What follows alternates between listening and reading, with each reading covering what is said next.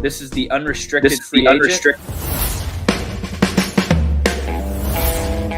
Welcome into the program. Glad you're here. And I just pulled my microphone completely off the table. I think South Carolina's catching Clemson. I really do. Defense, I'm going to tell you right now, they're nasty. They're going to be nasty all year. Coach Spurrier couldn't give a damn. Who knows what's real and what's not even anymore? When you see black and white and you're calling it purple, I got problems with that. And LC, I told you, it's all about the tear. How about that for a start?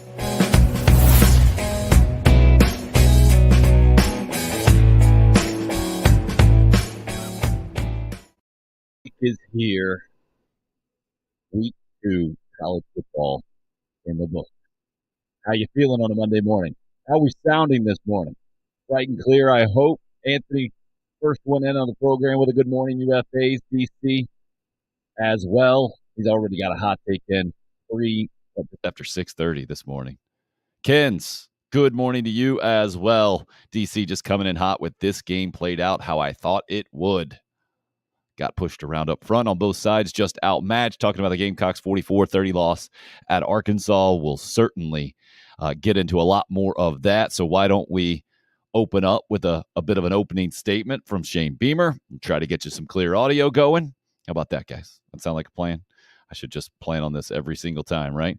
Shane Beamer's thoughts after that 44-30 loss at Arkansas over the weekend. Obviously, we can't turn the ball over, especially in the fourth quarter. So whatever it was, I know we had the interception, the fumble, I guess the safety, whatever. So at least 2, turnovers in the fourth quarter, and you can't win football games on the road in the SEC, that's for sure. But I just told the team in there, I think we got a chance to be a really, really good football team if we can continue to get better. Today wasn't good enough on the road. But proud of the way that our guys fought. I mean, we talked all week that we're going to face adversity here at some point, and that's when we get stronger as a football team. And I thought we showed that in a lot of ways today, because we certainly faced a ton of adversity out there with, just things that happened throughout the game, injuries, particularly defensively.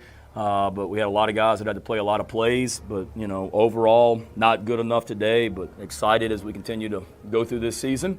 And again, proud of the group of men we have in that locker room right now. So I saw progress. What about you? And I'm hoping we're progressing now to live, crystal clear audio for you guys this morning. However you're joining us, really appreciate it. 8 to 10 every single morning, streaming live, YouTube, Facebook, Twitter as well, video-wise, and then Podbean is where you can find the audio. 44-30. Didn't quite cover. It was about what the opening spread was, 11.5 or so, and I know it got down to like 8.5 or 8. I think it depends on your expectations from the Gamecock standpoint, what you take away the most from this ballgame. I thought Arkansas was who we thought they were. I thought Carolina kind of was what we thought they were, or at least what I thought they were after game number 1. When they couldn't run the ball against Georgia State, I didn't expect them to run the ball against Arkansas, not even as well as they did when they got down 21-3, and then they were able to run the football and get back in the game. To me, I put it up on Twitter afterwards, my big takeaway, the fact that they were able to get in this game, especially after being down 21-3, make it competitive. I mean, it was 21-16. They were right there. Then Arkansas pulls away a little bit, and still Carolina comes back. To me, progress in the program. But again, this goes back to my entire philosophy going in, right, for this season. I said 7-5 for Carolina. That's one game better than year number 1 in the regular season, but where I really think they can show the most progress is being more competitive against the top teams in the country. Kens points out Arkansas is ranked number 10 right now. Carolina's just not there yet. Nothing to be overly upset about. I think that's very fair. DG, good morning, Gamecocks. Good Gamecock morning, he says. Crazy game gave me the worst headache. I went straight to sleep. Laughing my butt off. Nick says, thought the offense played a lot better through the air. Defense was just manhandled all day. I wouldn't even put it that dramatically. I didn't think they were, especially knowing, man, well, first of all, you don't have R.J. Roderick available. That's a problem. He's a physical safety. He's the guy you probably need most in the secondary to help you against Arkansas specifically, stop the run, right? And if you say it's not R.J. Roderick you need most in the secondary, it would certainly be your first-round projected NFL draft pick in Cam Smith, who goes out early too. You got those two guys out early. You got Boogie Huntley, who goes down. I know he came back into the game, but a big part of stopping the run up front in the middle. Then you got Mo Kaba, who ends up out, and it doesn't look good for him. Jordan Strawn out, doesn't look good for him on the defensive end side of things. It was a brutal game. It was a rough game. It was what I think you had to expect from Arkansas. Nick says after this weekend, in my opinion, we will have played the two toughest games on the schedule. Well, Texas A&M certainly looks different now, doesn't it? I think through two games, it's fair to say that, especially from the South Carolina standpoint, where you don't want to give the rival any credit, that Arkansas is right there with Clemson, if not better. Brandon, good to hear from you, sir. Many times the South Carolina defensive line filled its gaps and were in position to make a tackle. The biggest issue I saw was missed tackles on those gigantic ball carriers. Yeah, I would say maybe it wasn't enough guys to the ball. I would say the biggest issue I saw, if we're going to get specific on defense, and we'll give an overview on the weekend real quick here and then get right back into Carolina and Arkansas. Biggest issue I saw was linebacker play just wasn't good enough against Arkansas. I think not having upper echelon linebackers was exposed in this game. But if you thought Carolina had upper echelon linebackers going into the game, I don't understand where you're coming from. But, I mean, there were problems there. There have been problems at that spot for a while. We'll get a former Gamecock linebacker / defensive end in Corey Miller to talk about it here at 9 o'clock, much more specifically or from a more educated standpoint, for sure. I'm interested to hear what Corey's got to say about that, because that's what I saw. I saw many times exactly what you're saying.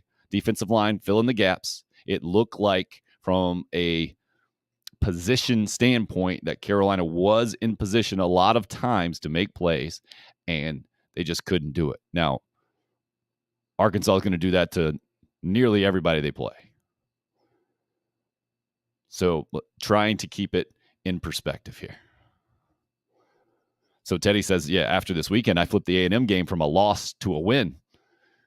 Well, I would understand if you take it from the probably going to lose category to the toss-up category. Again, one game, 2 weeks in. Always love to hear the perspectives from college football. Yards after contact was a big stat, like we talked about on Friday. Yeah, but again, that's who Arkansas is. That's who they're going to be. KJ Jefferson ain't getting easier to bring down. Rocket Sanders not getting easier to bring down. Oh, Adam, still so angry, he says. We can't stop the run at all. How are we going to win 6 games? Offensive line coach needs to go. Satterfield needs to go. Now, this is kind of how Adam processes things. Good job getting it out, first of all, Adam. That's the first start. That's a little Monday morning therapy for you. That's what we're here for. Adam, I will tell you, I think Arkansas might be the best run offense in the country, right? Who runs the ball better than Arkansas right now in the country? So not being able to stop the run at all, let's put some numbers to that, right? We'll pop up the stats here if you're checking out the visual portion of the show, make it a little bit easier to follow along. Adam says, can't stop the run at all. Arkansas ran for 295 yards. Can't run the football at all, I think would be a very fair criticism through 2 games for Carolina. I think they're a combined 110 yards with 40 in this game. But we'll hear more from Shane Beamer about why, a part of an explanation for that, and that they thought this was the philosophy. I looked down. Look at the total offense that I have pulled up for you. 457 for Arkansas, 416 for Carolina. Pretty dang close. So I would say, Adam, I understand your anger, your frustration. Try to take the big breath, right? We are almost 48 hours removed from this thing. It's time to let some of that go. How are we going to win 6 games? Adam, look around the country. Maybe this is a great way to do it now, right? As we'll get rid of these numbers for you guys. Adam, look elsewhere around the country right now. Imagine if you were a Nebraska fan. You don't have a coach anymore. Nebraska's fired Scott Frost, and this has a lot to do with the Sun Belt's big day on Saturday. Georgia Southern, who I think they won 4 games last year, something like that. Like, this is not the Georgia Southern team that has been a dominant program on the FCS level. This is making the transition into the FBS, and it's a different deal. And, well, they just won at Nebraska, picked up a big check in Lincoln, also waved bye-bye to the Scott Frost era. 45-42, the final score. It was Stephon Gilmore's younger brother who originally committed to South Carolina, and it didn't work out between he and the Will Muschamp coaching staff, and so he moved on to Marshall. A pick 6 late in South Bend. Marshall pulling the big upset at Notre Dame. Preseason top 5. Number 5 team in the country. 2 weeks in, not ranked. So if you think you're angry from a Gamecock perspective, think about some other fan bases, especially the wild group out at Texas A&M. Can you imagine? Your coach goes after Nick Saban. Your program signs the number 1 recruiting class in the country. Week number 2, Appalachian State comes to your stadium. Have you guys seen the Midnight Yell video? I was just watching it a second ago. I saw it on Barstool, where that Midnight Yell stuff is what it is. But whoever was leading it had the microphone and just talking about Appalachia and how they can't spell their last names on the jerseys and the whole thing. Ooh, that didn't age well. App State, in my opinion, the win of the weekend. Knowing what Jimbo Fisher did this offseason. Knowing the massive Texas-sized and then some expectations of that program at A&M when he took over, giving him the national championship trophy with a fill-in-the-blank for the year. Knowing what they now have been since Kellen Mond has left.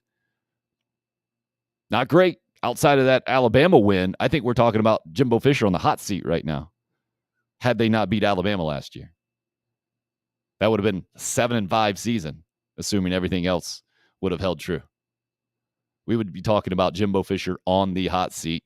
I don't think we're talking about that with one loss to App State, but I'm sure there are some people out at Texas A&M talking about that.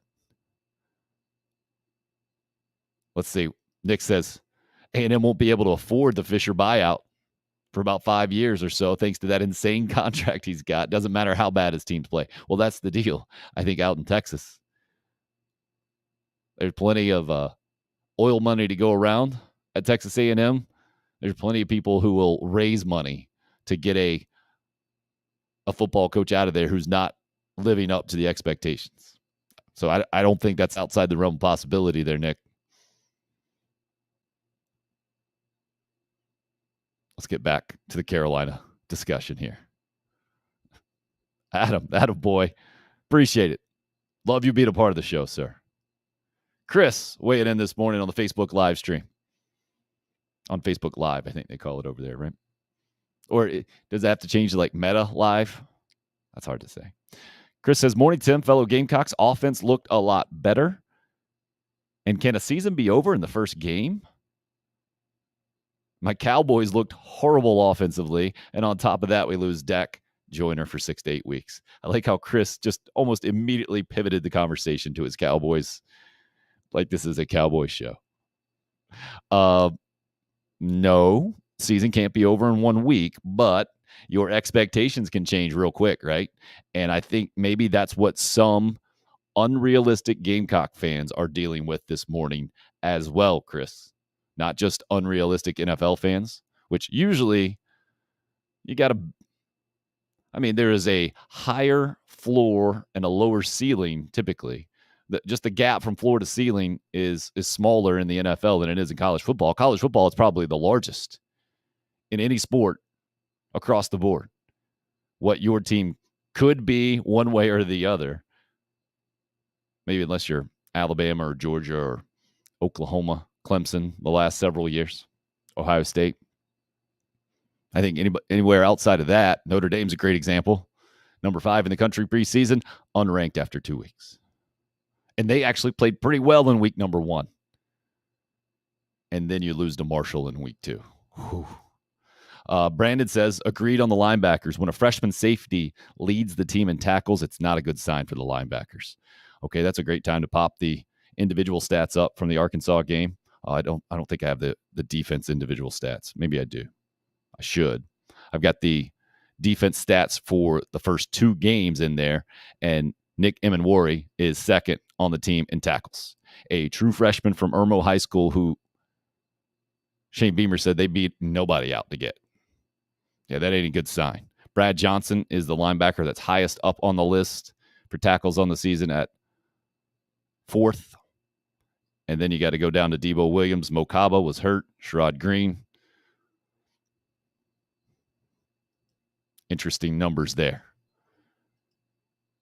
Good to have you in on the program there, Brandon. Bunch of you guys still weighing in. Nick, they got some mountains in their backfield. The stat they showed about them being the largest pound for pound between the quarterback and running backs in all of Division I football was pretty wild. And yeah, that's what it is. Yeah, it was in the country. You're right, Nick.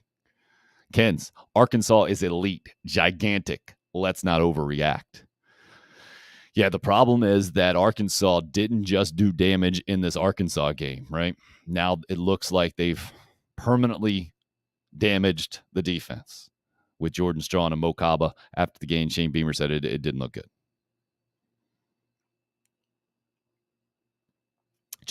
Dramatic sip of coffee this morning. Trying to keep things in perspective and yet work through all of this. It's why I love being here with you today. Glad you're here with us on Unrestricted Free Agent. Zach, good to hear from you, sir.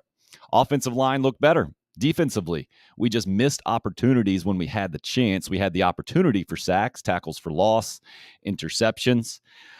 Yeah, some.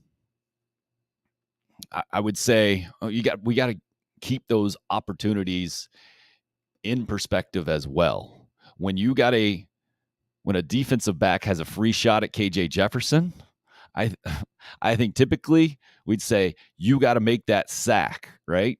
But realistically, I get it. KJ Jefferson's going to get, he's just going to get away, 50% of the time, maybe more. So that's the difficult part, I think, in evaluating this game in a lot of ways. How much do you say that should have happened as opposed to saying that could have happened, right? Missed opportunities to me is kind of a should have or a could have. Not quite sure where Zach's coming from on this. There were opportunities for sure. Daddy-O says, hopefully we can see why this 2023 class is full of big dudes on both lines. No, not hopefully, Daddy-O. That is a definite. You can see obviously why. And I think any type of criticism, this is the thing that you can't necessarily hold the Shane Beamer coaching staff responsible for, right? In year number 2, you don't have enough big guys up front. And I think South Carolina did a pretty good job with what they have in year number 2 under new coaching staff of competing in this game along those lines of scrimmage. I agree that the offensive line played better. Shane Beamer mentioned that after the game as well. Better than what we saw against Georgia State, who ended up coming back against North Carolina, because early on Saturday, I did not think I would have this tone on a Monday morning talking about the weekend from the Gamecock perspective of seeing progress, being competitive. It was 21-3 pretty quick. North Carolina was up 21-3 on Georgia State pretty quick. It did not look good. It looked, to me, it spelled for a long, long season where you're talking about just getting to 500 was going to be quite the accomplishment. But then South Carolina gets back in the game. That 21-3 turns into 21-16. Not real quick, but the fact that it happened at all, the fact that Carolina was down only 12 at half, I thought was a near miracle. They almost went even more than that and hit a massive play downfield and could have made it a one-score game at half. It didn't look like it was going to be that at all. And Georgia State obviously comes back against North Carolina as well, only loses by 7 at home. You look at that, I think you got to feel encouraged about the rest of the season by and large, or at least still about the program. Nick says A&M won't be able to afford up. Already got that one in, my bad. Zach, crazy to think, but we had a chance to win the game up until that safety call. Yeah, no, that was the dumbest thing ever, wasn't it? Intentional grounding should be intentional. When the ball comes out of the quarterback's hands like a helicopter, clearly something happened. Now, I guess here in 2022, if you're going to be the conspiracy theorist, you could say, well, if you don't call that against a quarterback, then he can just bang it against his helmet and shove it out there every single time, right? Like that's gonna I don't think that's gonna be a thing in football. That was one of the strangest things I've ever seen. I had to look at that thing closely and like, did it get tipped? Well, nobody's near him. Spencer Rattler he has such a quick release, or it comes so close to his ear that it actually got on his helmet there. He basically deflected his own pass. And I don't know what was worse, that call or the call in the Panthers game yesterday of roughing the passer. When the defensive guy, when there's an offensive lineman between a defensive guy, the ball's not even out yet. You hit the quarterback. It wasn't egregious. It wasn't a hand straight to the head. It was in the area, but come on, man, it's football. I thought that was just awful. I would imagine it probably made Corey Miller much more upset than me, having been that defender in the NFL many, many times and having made a living off being able to do that before they've basically put quarterbacks in green jerseys in a lot of ways. The roughing the passer on the Alabama quarterback, on Bryce Young there in the Texas game, where it should have been a safety, where I didn't think he was even down. You had to keep playing Texas. And they called that one. Fortunately, it didn't really hurt them. They ended up getting the ball back, kicking a field goal to take the lead, but I thought that was another bad one over the weekend. So it's not just Monday morning therapy for you, by the way. Troy, thoughts for week 2? Clemson's O-line still stinks. Number 2, South Carolina still can't stop the run. Did you really think that was going to not be the case against Arkansas, Troy? Come on, man. How far Nebraska has fallen. A&M, the great underachievers, and his 5th thought of the week, one of my favorite movies, We Are Marshall. Thank you, Troy.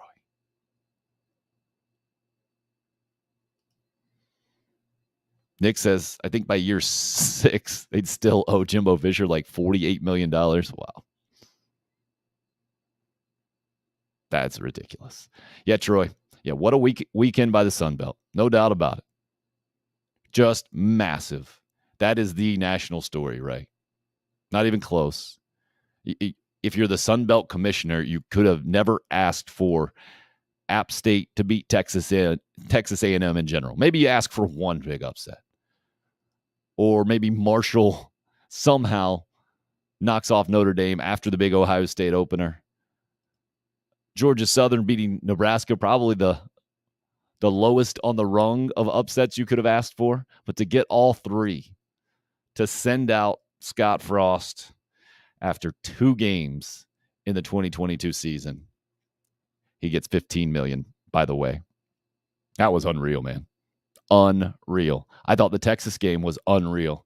The fact that they were in it in the first half, I found surprising. Then Quinn Ewers goes down, and I say, no way. got no chance now. Right? That shoulder gets driven into the ground. Oof. But there they were. There Texas was in the final minute. Clear shot on Bryce Young. And what was that matrix move he did? It was, his knee was almost down. I noticed on the replay. I didn't even notice it. It happened so fast in real speed in the first time I saw it. But he just goes Neo on that Texas defense, avoids the run. I mean, that is not a Heisman moment. I don't know what is. I get it. Alabama's got a long way to go to get back to where they were last year, and that's why they're not the number one team in the country today.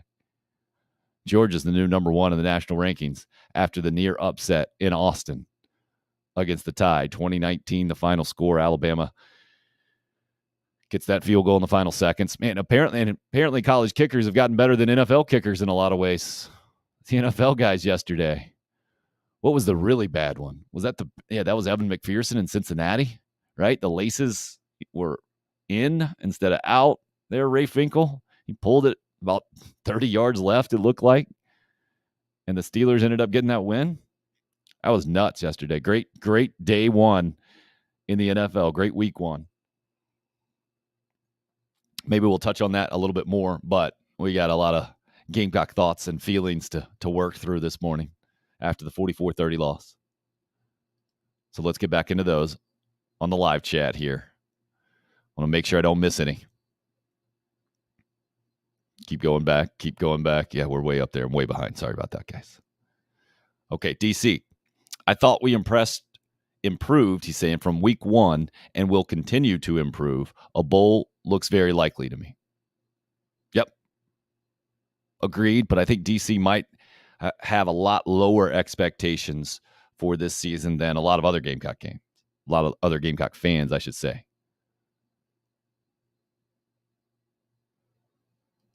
Not sure what DG's meaning here. No Uncle Lou for Carolina-Georgia week. The Sun Belt got some fire in that conference, no doubt. Nick, Arkansas is a possible 10-win team. I wouldn't even say possible. It seems relatively likely at this point. If we're going to count the postseason win too, the team can't go 10-3. You're telling me, I'll be surprised. I think if Arkansas doesn't go 10-3 this year, at least, or better. Played them close for quite a while after closing the gap on the score. If the offense can continue to improve, the remaining games minus Georgia will look promising. Okay, I think it's a fair assessment this morning. We're going to come back at the end of the year. Arkansas is going to be insanely good. They look like they could go for it all. Oh, easy there, Zach. All right, they got two safeties gone now. I think they're out for the season, right? South Carolina threw for how many yards? 376, something like that.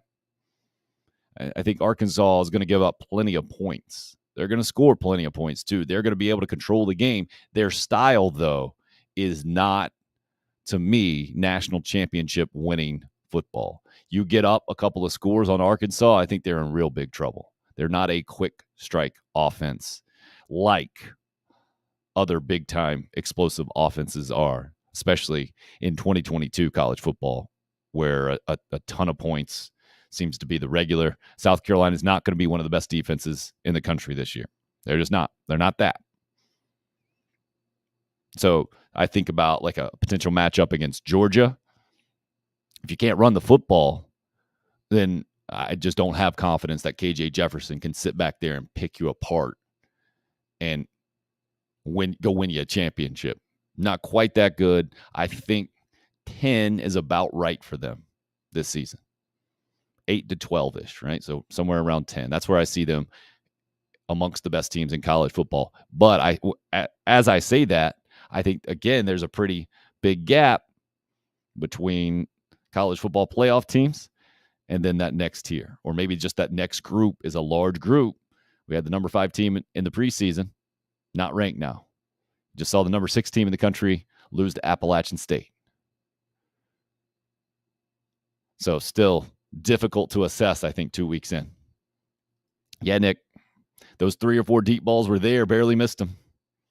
And those are the ones you got to hit on the road against a ranked SEC West opponent if you're going to win. Now, Carolina did hit some big plays, no doubt about it, right? That first Marshawn Lloyd short catch and run really, I thought, got things going. The Juice Wells touchdown, absolutely ridiculous.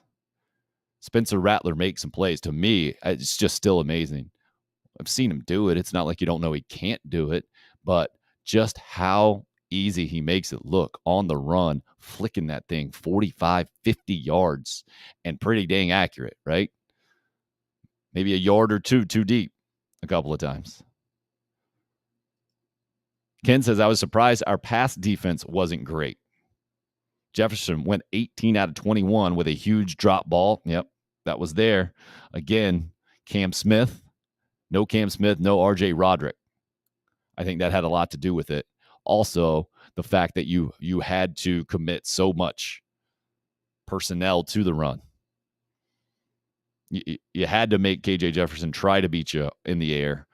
Unfortunately, that didn't happen. Neither did containing the run, really, for the Gamecocks. Chris says, did they change the offensive lineup? Same personnel as the first game? If so, that's a positive you can take from the game. Yeah, it is. Also, I think you're going to see much more of Arkansas's style of defense, I think, coming at you in SEC play than you are Georgia State style. So after that first game, hearing that going into the game, Shane Beamer knew it was going to be a difficult matchup, maybe stylistically, and there were going to be some 2nd and 10, 2nd and 11s. That made me scratch my head a little bit. I'm not sure of all the X's and O's details there. But we used to see this with Georgia all the time, right? How South Carolina would struggle, especially if they played them early in the season with maybe the first opponent they played Georgia in that second game. And because Georgia was pretty straightforward, we're going to come right at you, that they always seemed to play better against a team like that, which was really odd because of the personnel involved. Odd to me. Zach saying, I'm just saying people shouldn't freak out. Let's see what where he's going from. It'll take time, but the program's headed in the right direction. Stevens says, unlike Nebraska, Texas A&M, and Notre Dame, LOL. Oh, just laughing in their faces. I don't see these guys hanging out, Troy. Scott Frost and Ed Orgeron talking about the buyout money. Ed O laughing it up about his 17.1 last week. I don't see Scott Frost in that same mindset. He has a much different personality. And to go back to your alma mater, I get it. Orgeron is kind of the mascot of Louisiana, the native son. But Scott Frost coming off the undefeated season at Central Florida, going back to Nebraska after Bo Pelini and Mike Riley, and just set up to get that program back to national relevance, just to fail like they failed. Oh, they didn't win a national championship, right? And Orgeron's got the ring. Scott Frost, just complete failure is the only way you can assess his tenure at Nebraska.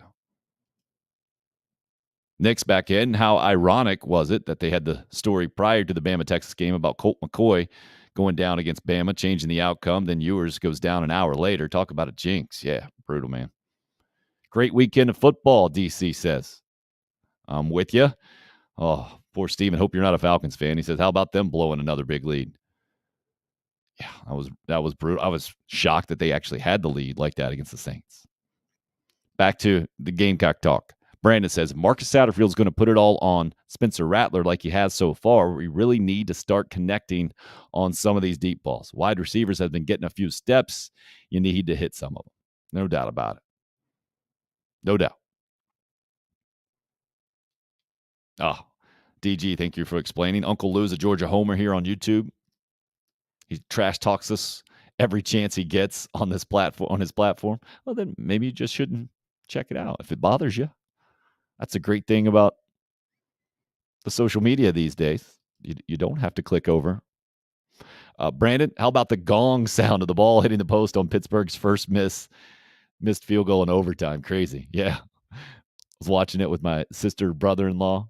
We had the red zone going yesterday. Oh, just a great, great Sunday afternoon. We saw it, and then they played the replay with the full audio. It was like it was the gong sound effect. Crazy, man. That doink is the worst. Nick, not to throw shade. I don't think you have to quote that, Nick. But I thought it was interesting that Furman's offense did better on the stat sheet than Clemson's did. Obviously, the score is all that matters at the end of the day. Of course, you thought that was interesting. And yes, you're throwing shade. And Troy's doing the same thing right back. Arkansas's pass defense is terrible. Okay, we'll see how it plays out. I heard Sandstorm after Arkansas had the game in hand. Spencer Rattler had a day outside of overthrows. I thought Rattler played pretty well. Didn't play great. Played better than game number 1, I thought. I think this is who he's going to be at South Carolina. And I think let's hear Shane Beamer's thoughts on the deep balls first, and then I'll give my little thought here.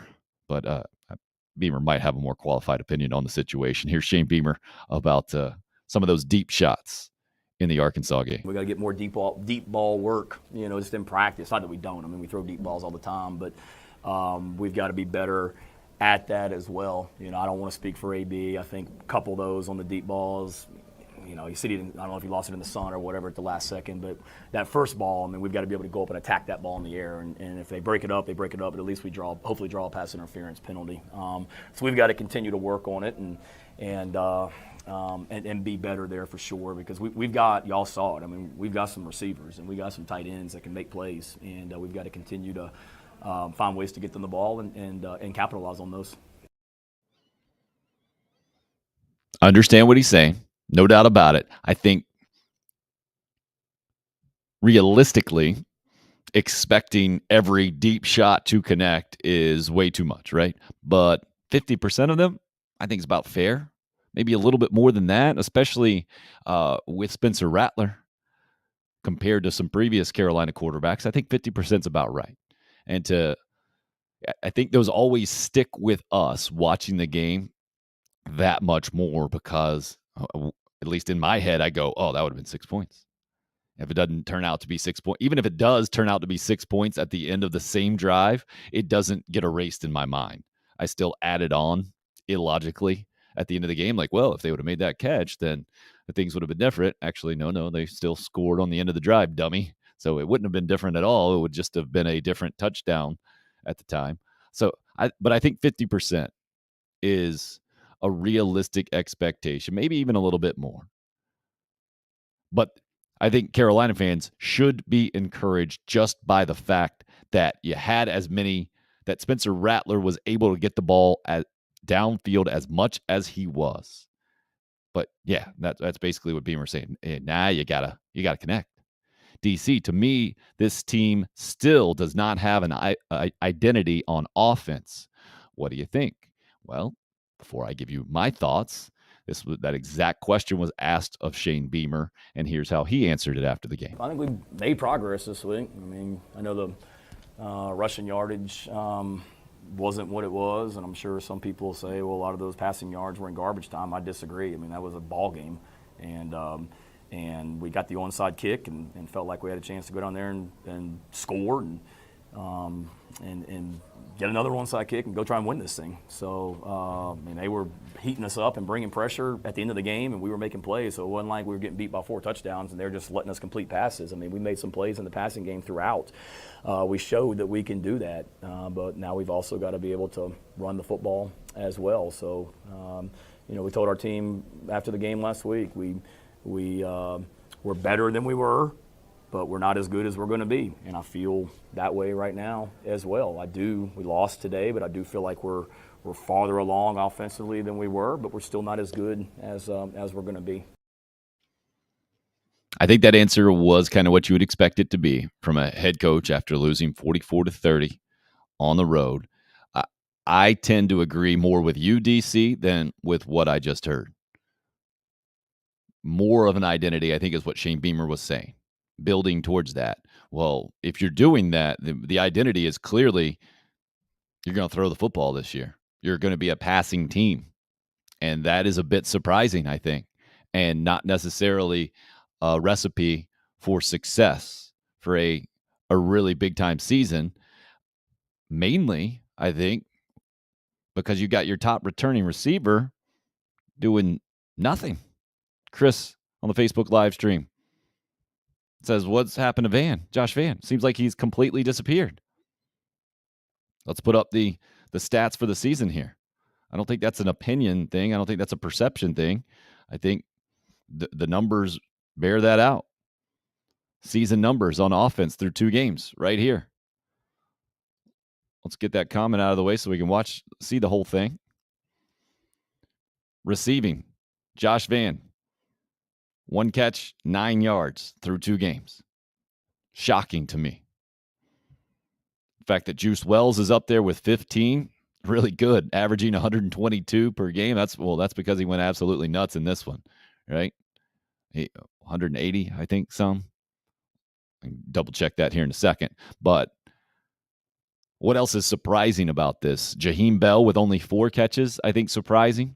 Arkansas clearly scheming him up, and I know a lot of people are ticked off about how Jaheim Bell was used in this game. I think you got to take it with a bit of a grain of salt. Let's go to the individual stats just for the Arkansas game here. For the Gamecocks, Jaheim Bell, 1 target. Josh Van, 1 target. From the passing perspective, Jaheim Bell, 4 carries, total of 5 yards and a touchdown. He was ineffective by and large in this game, but you got to give the Arkansas defense some credit. I'm sure they schemed him up. If you're Arkansas, you say you can't have Jaheim Bell do what he did to North Carolina. Don't let that guy beat you. It looks like to me they're also saying that about Josh Van. Can't have that guy beat you.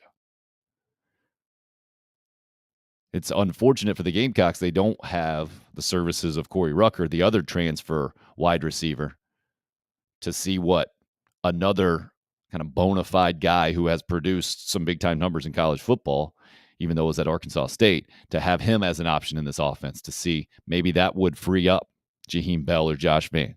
Maybe it would just have Rucker being a big guy, big-time stat guy. But second straight game he hasn't played. Amarion Brown's got track speed, and it shows, I think, is where DG is going with that one, no doubt. Roger, good morning to you, sir. Good to see your sunny outlook in. Josh went to the game, he said. I was there. Them playing Sandstorm at the end was Bush League. That is Bush League, man. But I think, Josh, you need to take that as a compliment. The fact that the number now 10 ranked team in the country went out of their way. And these kind of things, they don't just slip in, right? You have to have that prepared. That has to get approved by somebody in the athletics department, that they were willing to do that because they're willing to kind of mock your program. That means they respect your program to some degree, right? Nobody's mocking Vandy. So you get blown out by Wake Forest over the weekend. Kentucky, if they're taking a shot at the stupid glasses, well, then that means they're paying attention to your program. I would say that's one of those things that I understand. You get mad, whatever it is. Take it as a compliment, man. Josh says Nick Emmanwori going to be a beast for the next 3 to 4 years. Reminds me a lot of DJ Swearinger. That shot on their quarterback was impressive. Dude, no doubt. That was that's one of those plays in a game that I see and I have a visceral response, like, whew, immediately, like something comes out of my mouth or my body moves. And then it takes my brain a little while to catch up. And I'm like, wait a second. Was that the true freshman on KJ Jefferson? When I absolutely knew that was number 21. I know Nick Emmanwori is in for RJ Roderick. I know KJ Jefferson is the quarterback for Arkansas and running the football, but that play did not make sense logically in my brain. So it took a little extra to process. KJ Jefferson should not get hit like that by a freshman safety. And that's exactly what happened. And completely agree, Josh. I think that is probably the biggest surprise through 2 games. Yeah, not even probably. It's not even close. The fact that a true freshman from Irmo High School who was not highly recruited at all, I think that's being kind, has not only worked his way on the field for Carolina, I mean, just to play special teams would be a massive accomplishment, I feel like, for anybody in that position. But now to be trusted to be on the 2 deep at safety, and then an injury happens early on in game 1, you're instantly in there. I know he gave up the touchdown pass. It looked like there was a bit of a missed assignment. He goes with the guy that goes across the field, and they hit up the guy behind him in the end zone. But the fact that that's one mistake that I'm pointing out in 2 games, I'm guessing he's probably made more than that, but that's the only one that really cost Carolina, and he's made a ton of plays. An absolute ton of plays, and you got to give him a ton of credit. But having said that, you don't want your safety having to make tons of plays. Not a good sign for your defense overall. Nick says, maybe I'm wrong, but the play before the last Rattler interception looked like blatant targeting on Arkansas. Sounded like an M80 going off. There was a pile there, but I was surprised they didn't review it. Don't remember that one specifically. It did not stand out to me. DG's with DC about no identity at all. When we get going, it's an odd play call that breaks smooth play to play transition. Okay. Yeah, that was a weird thing about spotting the chains on that second drive Nick's talking about. Well, it was the first drive that Carolina really got going, I think. Maybe it was the second drive. I don't know. Killed the momentum we had on that drive, gave Arkansas's defense time to rest. That was really odd. I agree. I don't know what was going on there. And then I never thought there was a spotting of the ball issue. They were talking about that. Dan Orlovsky was saying 3rd and 2, 3rd and 4. Looked like they were confused on what was going on there. That was an odd situation for sure. Again, part of what makes college football so great. Ultimately, I get it if you're just ticked off about it. The one target to Josh Vann, Josh says, looked like he gave up on the route. Just doesn't seem to be mentally in it this year. Also called a fair catch on a punt with no one within 10 yards. I hear you. It's been really odd, right? First of all, the fact that we didn't hear a ton about Josh Vann in the preseason kind of made me go, And then now to see him, well, the explanation, you guys remember that it was, I forget which camera caught it on tape last year. I don't think it might have been even the ESPN network ones, but I think it was probably a local one. Might have been Reggie Anderson at WLTX. Will Muschamp, after the Georgia game, talks to Josh Vann briefly and says, hey, man, where did that come from? And he's like, well, they're finally throwing me the ball. And Muschamp's like, oh, well, that's kind of a shot. That was odd. Trying to congratulate you. And that's how it went. It was just a lot of classic Muschamp interaction. But Josh Vann has looked a lot more like this year that the receiver he was going into last year. Right? Last year, tremendous season. Stepped up. Didn't see it coming. Really impressive. Consistent. Number 1 guy in the SEC. It was almost the only thing the Gamecocks could count on in the air. And this year's been the exact opposite. That's been probably, I would say, the biggest surprise negatively, the biggest surprise positively for the Gamecocks. Nick Emmanwari. I think that's very fair. Yeah, DC, the Sandstorm deal was cheap. See, this is one of those things that just easy to criticize athletic departments for, right? Unnecessary and something that sticks with the fan base, and not just the fan base. Like, this sticks with opposing teams and coaches and athletic departments. Like, you say, all right, I see. We'll remember that, right? That was, again, unless somebody got fired for that, which I very highly doubt, because these things have happened before where whoever is in charge of music or pushing the button specifically sometimes slips one in that they don't ask permission for.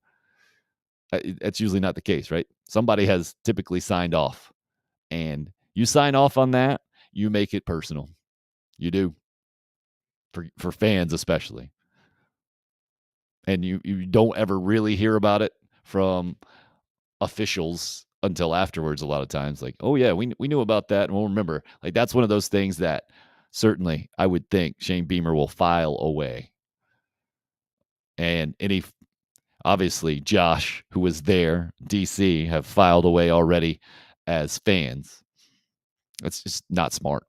Just not smart. Not worth it from Arkansas's perspective. Just call the Hogs, man. Enjoy the day.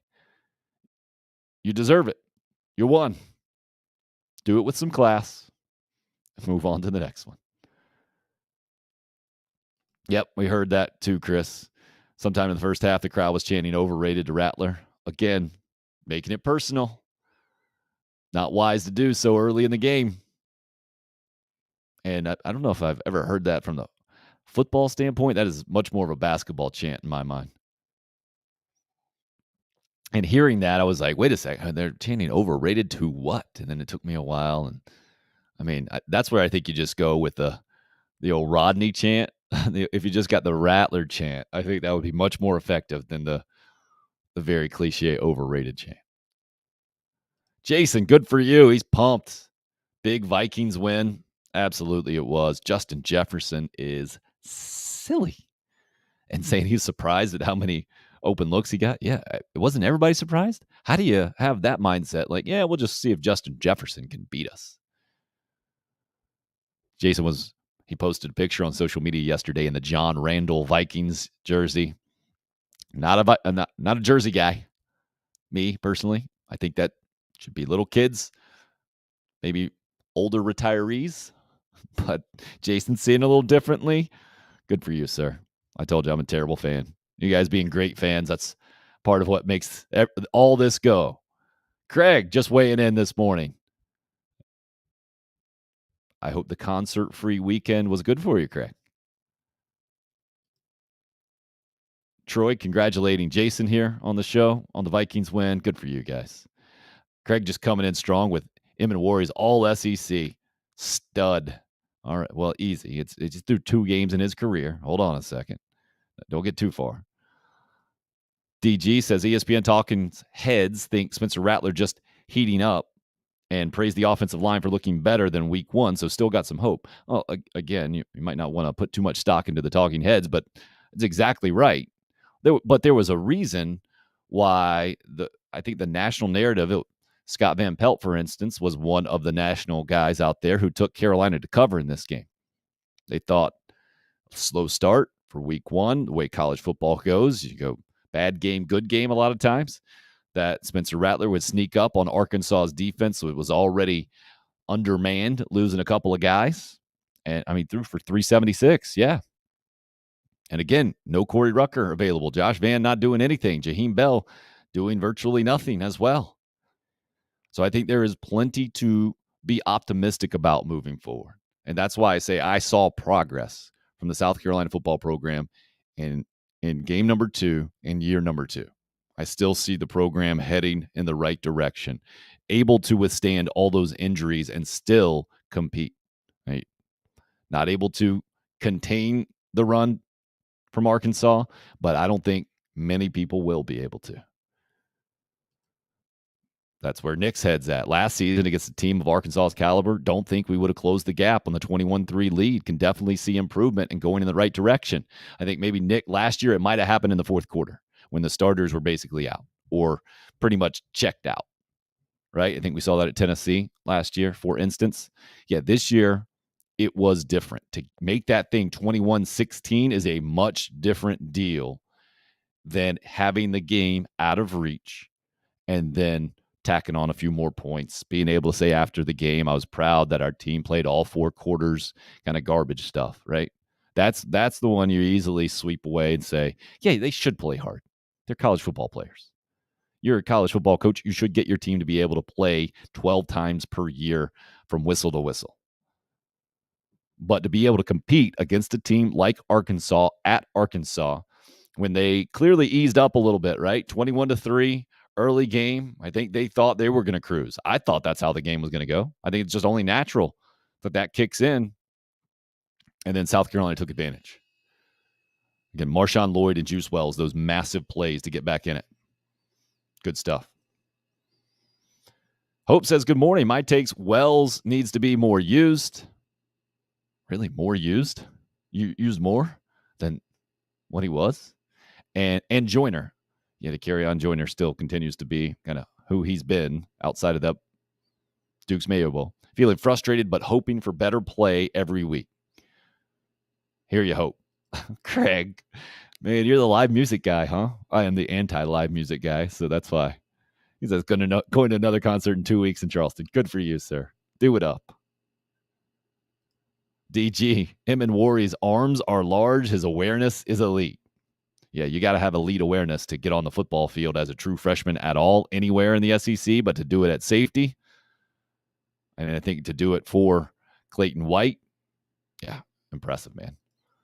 Josh says Wells has played well enough where teams will start to take more notice of him. I think Bell's lack of production due to them scheming, Wells stepping up should open up more for the other wide receivers. Exactly right. And Juice Wells, he didn't quite back up. What our favorite soundbite on the show and will probably be forever. I ain't gonna lie, he's just gonna go out there and kill him. You know, it's not too much to it. He's just gonna go out there and ball. He's just gonna go out there and kill him. He's just gonna go out there and kill him. He pretty much killed Arkansas. If he had done that against Georgia State after saying it before the game on Tuesday that week, it would have been kind of a national story, I think. It did get a ton of play before that game, certainly for those of us who talk about it every single day. But to do that first game as an SEC player, it was impressive. But again, Arkansas's pass defense is going to be amongst the weakest in the SEC.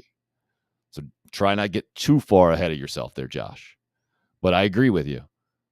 You can't turn on the Gamecock tape in 2022 and ignore number 3 on offense. Certainly, or not feel like he's a weapon too. 0 seems to be the top weapon teams are scheming against, right?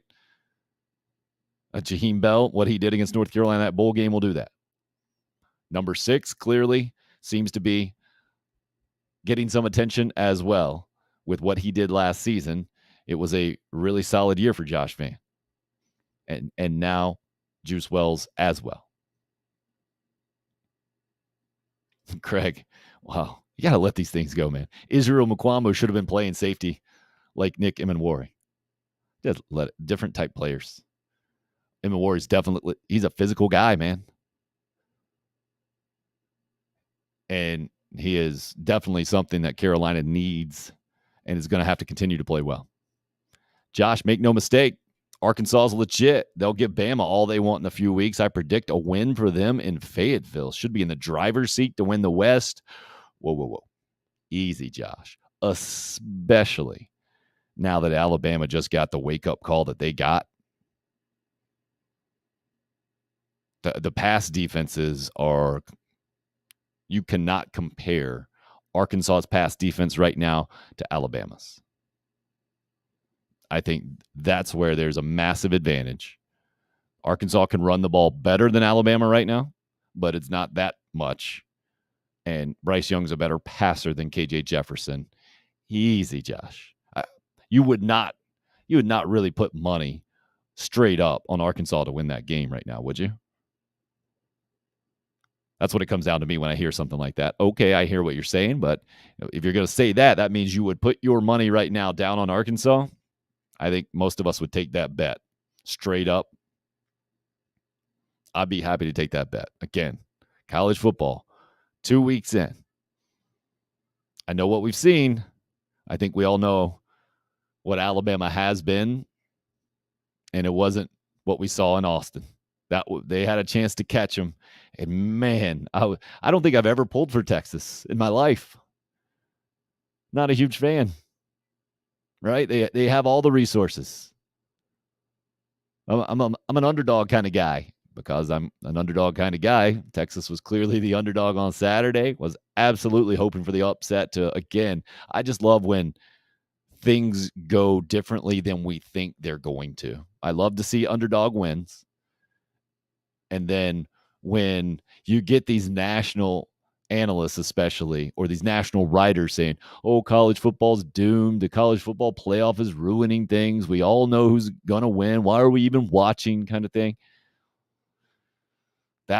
That game was a great example. And man, I was hoping when Bryce Young made that play, all you can do is just kind of tip your cap and say, yeah, you're the best. Like Steve Spurrier with Connor Shaw. My coworker at the time, Sarah Jane Harris, had the camera on the field, and I played it a million times on ABC Columbia after the 5th Clemson win, I think it was. Maybe it was just the 4th, but I think it was the 5th. Connor Shaw on the field, and Steve Spurrier kind of give him the tap on the chest. And points to the camera or shows the camera like he's the best. He's the best. That's what Bryce Young is right now. When you got a guy coming full speed right at you, you're able to elude him, turn that thing into whatever it was, 20-yard run in the games in winning time. You deserve it. Roger says, I worked all weekend. Did get to watch the first half Saturday before I went in. Oh, God bless you, man. What a great American. Hope you had it recorded in some way. Because, and that's a great one to watch recorded if you're talking about the Carolina-Arkansas game, because it was weird, that second half. It was the game that would never end in a lot of ways. And I don't know if I've ever seen anything like it.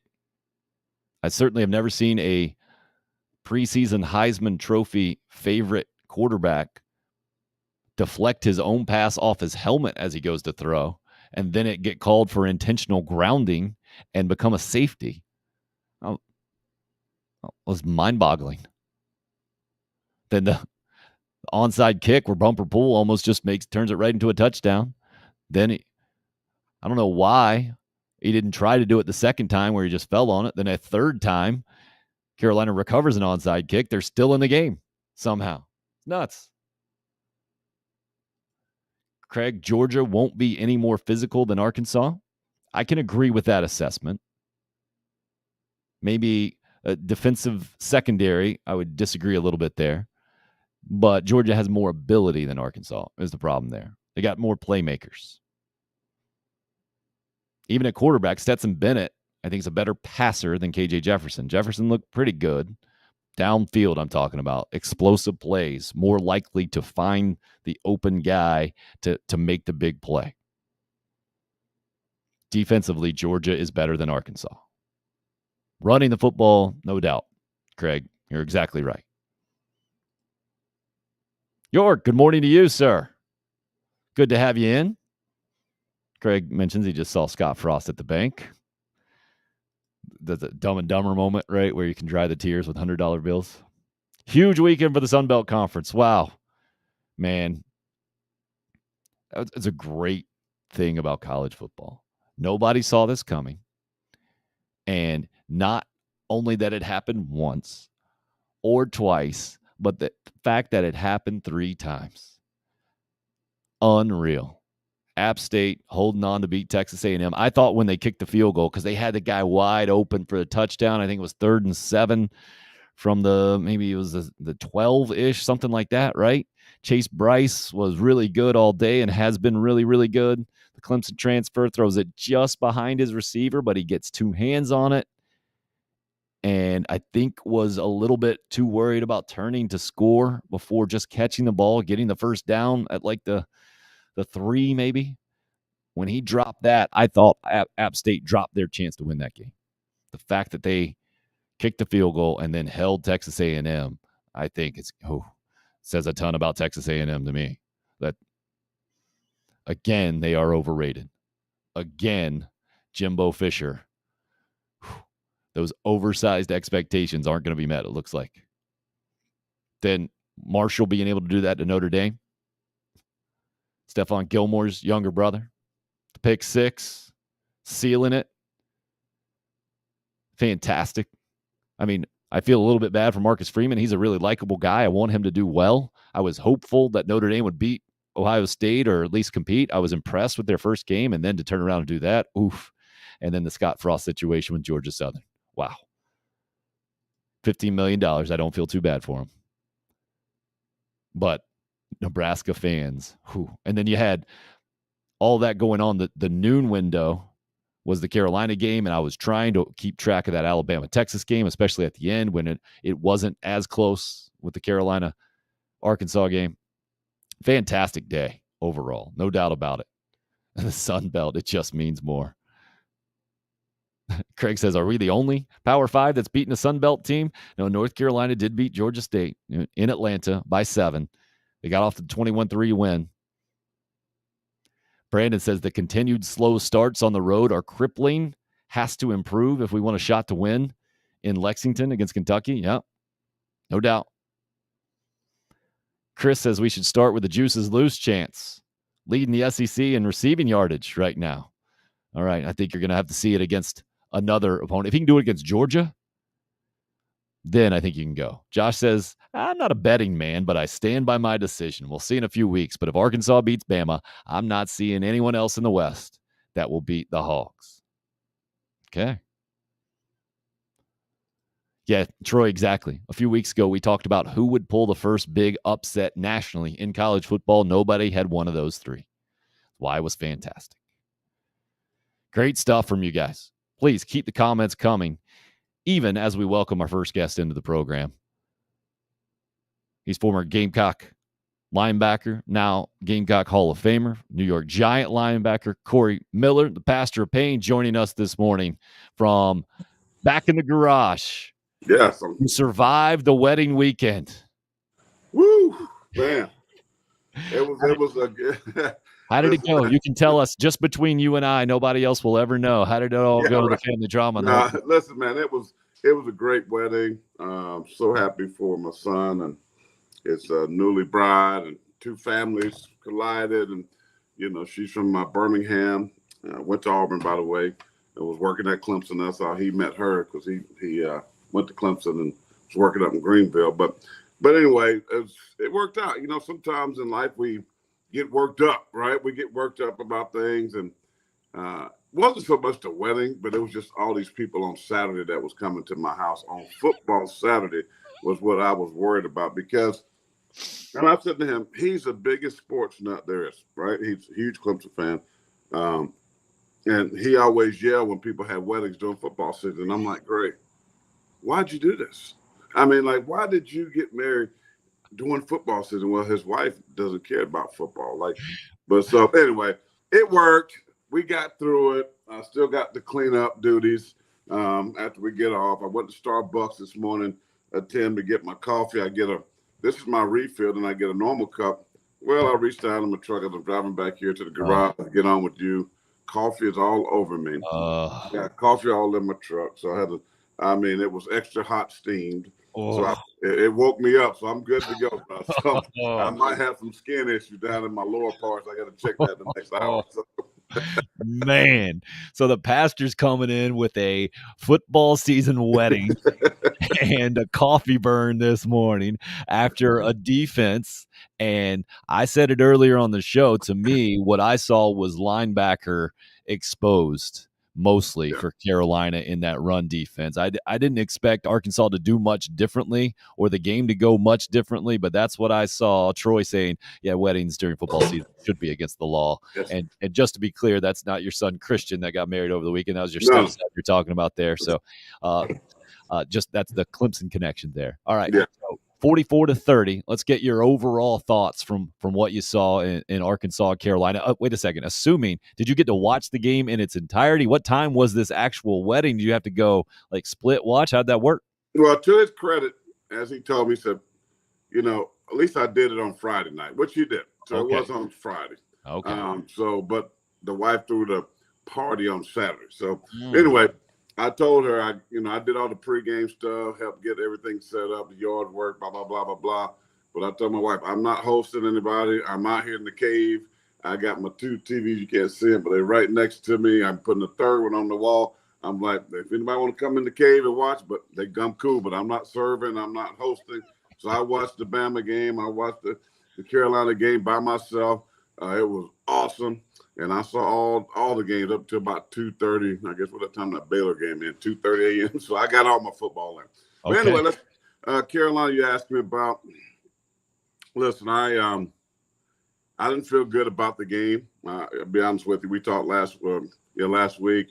I didn't think South Carolina could win it unless Arkansas gave them some help turning the ball over, that type of thing. I was concerned about the one area defensively that. And I said this in my keys up on TV in Greenville, that they had to be able to stop the run.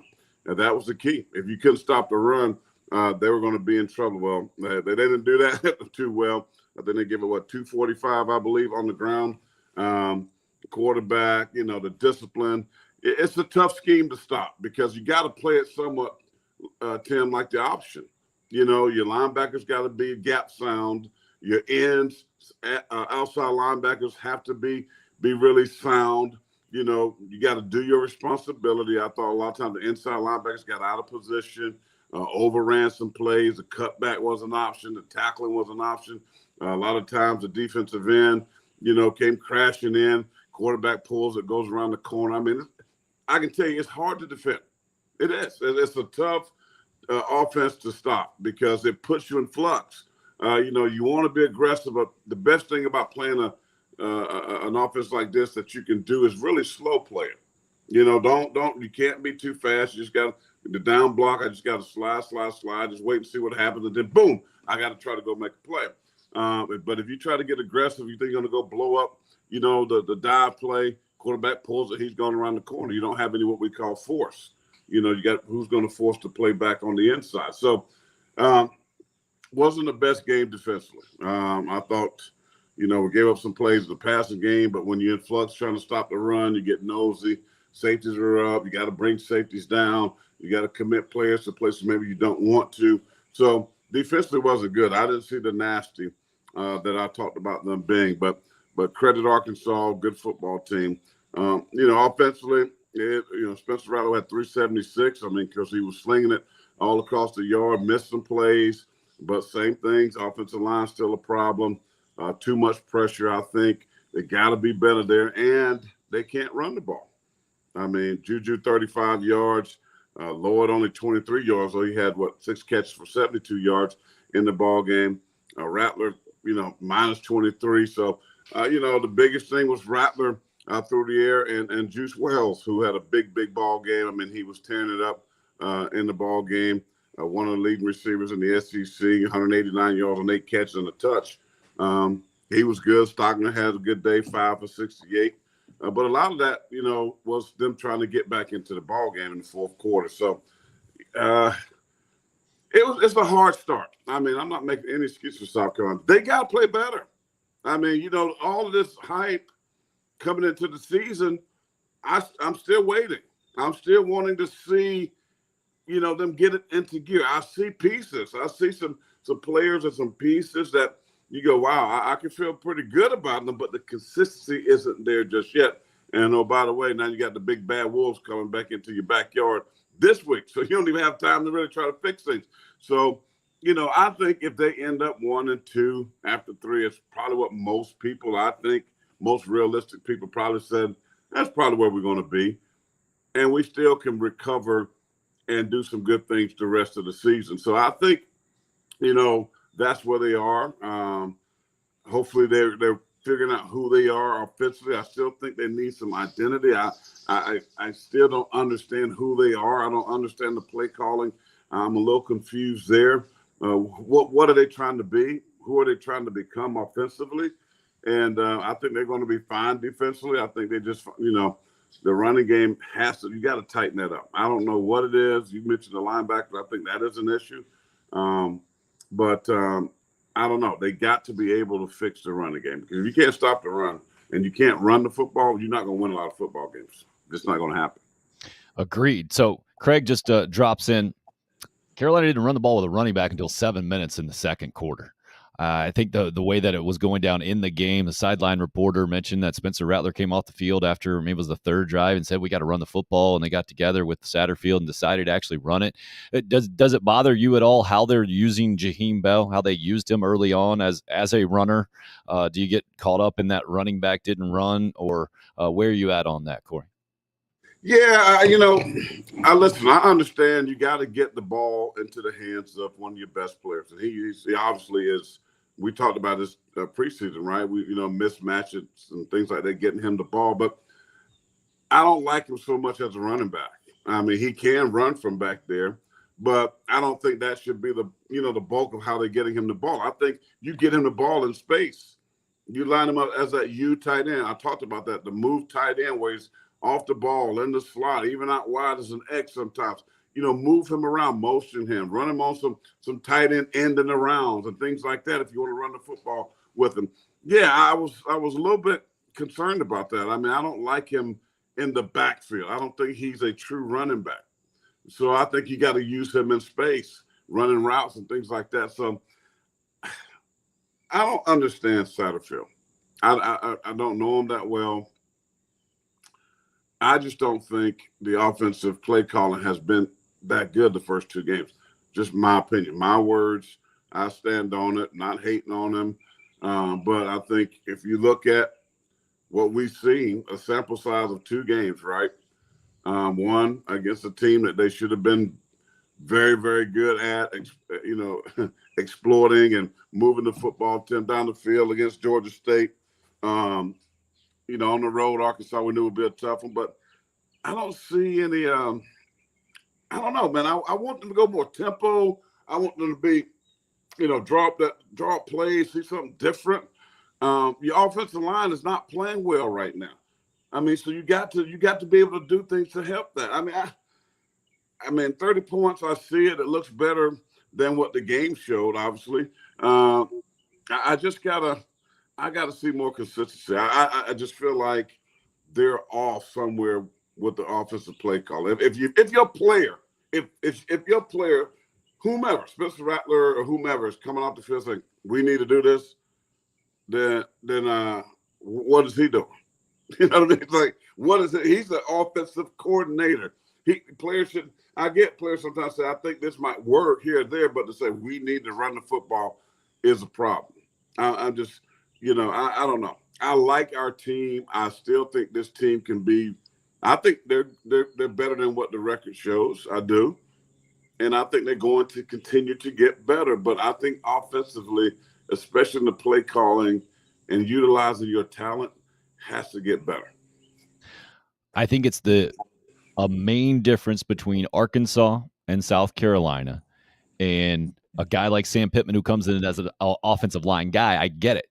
They're a running football team, and yet they still had a quarterback go, 18 out of 21 passing, something like that. But that's their identity. G.A. Mangus, when talking to him this offseason, Corey, said he advises everybody when he consults on offenses that you got to major in something. That basically saying you got to have an identity. Craig says we don't have an identity on offense. I wanted to let you hear what Shane Beamer had to say about that when asked about it afterwards, and then we'll discuss a little bit more because I think it is the main topic of discussion right now for Gamecock football. I think Clayton White has developed an identity on the defensive side of the ball. Yeah. They are a solid defense that is pretty consistent as well, and that they're going to be pretty sound. They're going to make you beat them. That's the way I see that defense. Arkansas did it, but Arkansas is going to do it to a lot of people. Shane Beamer was asked about that offensive identity after the game. Here's what he had to say. I think we made progress this week. I mean, I know the rushing yardage wasn't what it was, and I'm sure some people will say, well, a lot of those passing yards were in garbage time. I disagree. I mean, that was a ball game, and we got the onside kick and felt like we had a chance to go down there and score and get another onside kick and go try and win this thing. So, they were heating us up and bringing pressure at the end of the game, and we were making plays. So it wasn't like we were getting beat by 4 touchdowns, and they're just letting us complete passes. I mean, we made some plays in the passing game throughout. We showed that we can do that, but now we've also got to be able to run the football as well. So, we told our team after the game last week, we're better than we were, but we're not as good as we're going to be, and I feel that way right now as well. We lost today, but I do feel like we're farther along offensively than we were, but we're still not as good as we're going to be. So, especially towards the end, it's kind of what you would expect a head coach to say after a game. To me, what I'm hearing, Corey, is no, there isn't an identity. If there is one, it's we trust Spencer Rattler more than we trust our offensive line and our running backs.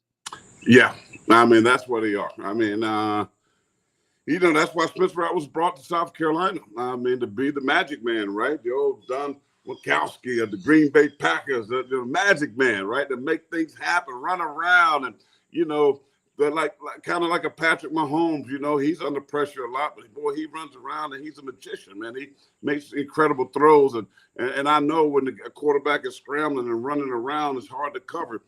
Defensively, we taught the word plaster. That's what you got to do when you got the quarterback like that. So it's hard to keep up those receivers, but we've seen some of that. I mean, some drops too again in that ball game, but man, he was firing it down the field because guys were open when he's running around being that magic man. So listen, you got to have an identity. I mean, if you don't have an identity, you have nothing offensively.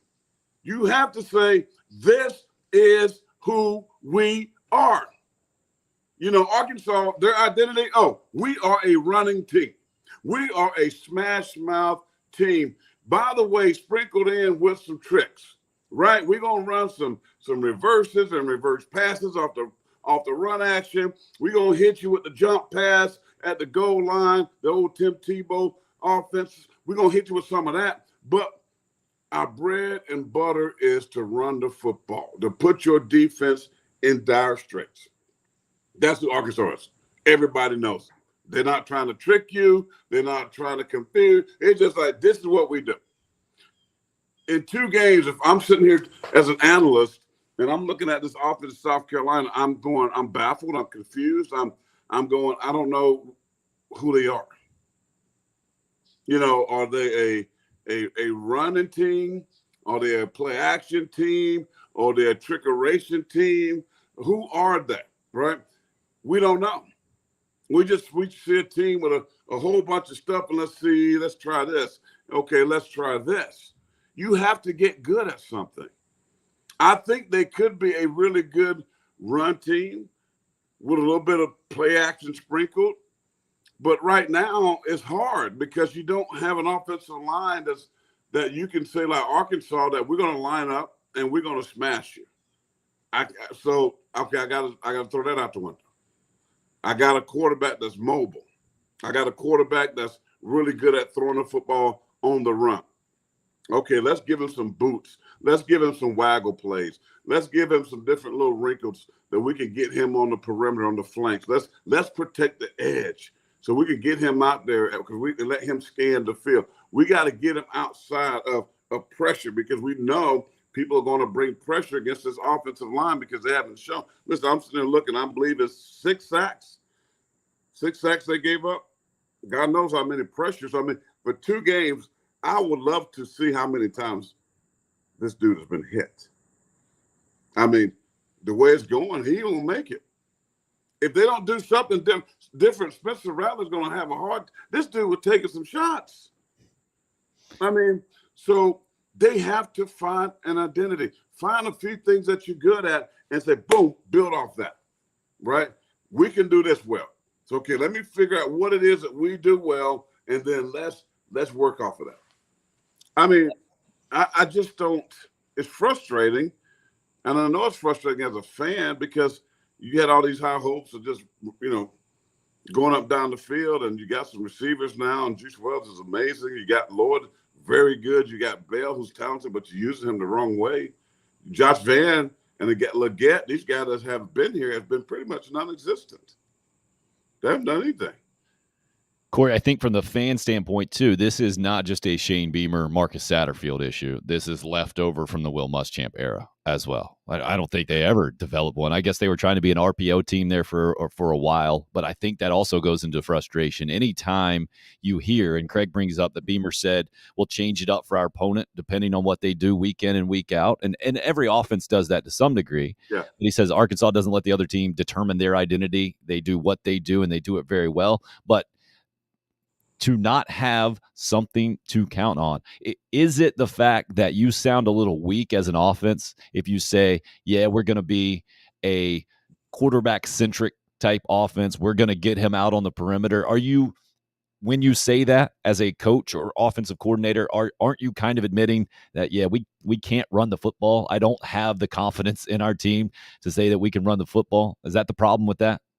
I think so. I mean – I'm sitting there looking at it. I mean, what do they have? I mean, 35 and 23, that's 58. I mean, 63, then you got to subtract, I guess, the sacks. The carries by minus 23. I mean, that's not good, man. You can't. Last week, I mean, when you expected them to be able to run the football, I mean, they did nothing. I mean, it's just like, come on. They did nothing. I mean, and it looks good, you know, points per game when you look at that, but rushing 41 yards.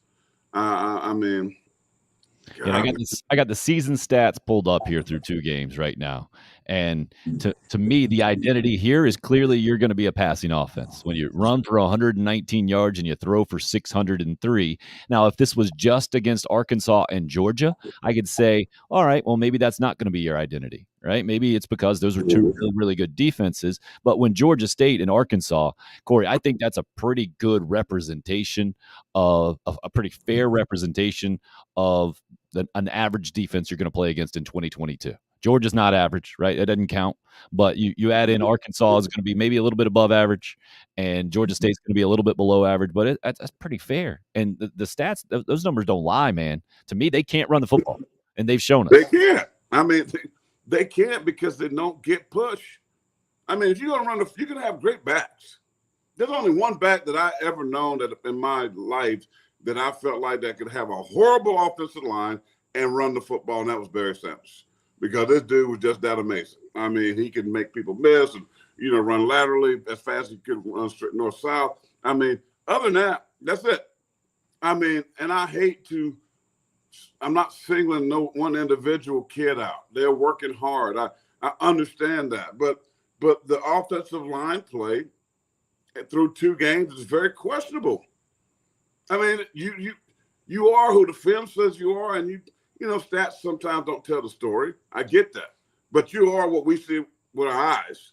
And I see the defense the last 2 weeks playing on the other side of the offense, meaning penetration, meaning knocking guys back, meaning blowing up plays before they even have a chance to get started. That's not winning football. South Carolina isn't playing winning football up front. We can, you can try to protect them as much as you can, but you're going to get exposed on Saturday. In the first 2 weeks of this season, and it's still early, but they've been exposed. So, and I think that's what Coach Beamer, he knows. Of course, he's going to protect his guys. He's going to try to protect his coaches. He's going to say the right things. But I think he's always been fair, and he's got, hey, we gotta, he ain't going to say as much as he wants to, obviously. But listen, the offensive line isn't good. I'm saying that as alumni, as a fan, that right now, let me phrase it this way: they're not playing good, and I hope they can get better. But man, I'm having a hard time. I'm like, okay, Arkansas is an okay defense. They're not great. Georgia State is Georgia State, Sunbelt team. They run and they're gonna run the hip, but they're not great. You should have had some success on the ground against these 2 defenses. You got an offensive line of guys that have been here. This is not a bunch of freshmen. This is not a bunch of young guys that you're saying, okay, well, we're waiting for them to develop. We get it. We understand they're not ready. No, these are seasoned guys. There is a reason. If you look at the recruiting, Shane Beamer knows to change the fabric of the program. The hype is good. That's the fan base is amazing. The stadium, the facilities, the best there is. But you better get trench guys. And they've been saying hashtag trenches because that's what they've been recruiting. Matter of fact, I heard Sam, what's the head coach for the Herd Marshall? Sam's a Huff? Or Huff? Yeah, that sounds right. Who was Nick Saban's disciple, right? Mm-hmm. He was there under Nick Saban. Well, Marshall went into Notre Dame and beat them, right? Won the game. And one thing he said this morning on the interview that I heard, he says, the reason why we got some guys in transfer portal, they got 24 guys that transferred in. A lot of those guys were trench guys. And he said the thing that he learned most from Nick Saban, and I think I might even talked about this, that you better be good in the trenches, offensive line, defensive line. Because if you can't get good there, the reason why Clemson was able to start there, they always had fantastic skill guys. But when they got trench guys, they got offensive linemen, and especially on the defensive side, that's when they were able to compete with Alabama's and the big boys. South Carolina got to change that dynamic. They got some trench guys on the defense. They have none on the offense. And I'm sad to say that. They just don't have that. It's a fair assessment, man. 2 games in. I think it's the only fair assessment. Josh says, it was Charles Huff that you're talking about, the Marshall coach. Charles, it's the same as last year, really. We had the SEC's leading rusher going into last year, and for some reason, we couldn't run the football. The O-line just underperforming, in my opinion. O-line missing that nasty attitude X factor. They need to get mean. Bullish hits us up with, well, yeah, you can say that, but then you got to have the ability to back it up in the whole thing. And I think the tricky part is when fans hear one thing and see another, that's a problem. Right, that's a big problem, and we saw it happen in the Will Muschamp era. Right, the most competitive depth they've had, and going into year number 3, and they lay an egg, and that just really ticks people off. I think if Shane Beamer, Marcus Satterfield were to come out and say, "We're an offense that is going to throw to set up the run. That's who we are." We trust Spencer Rattler and our receivers, and I think they've said it to some degree.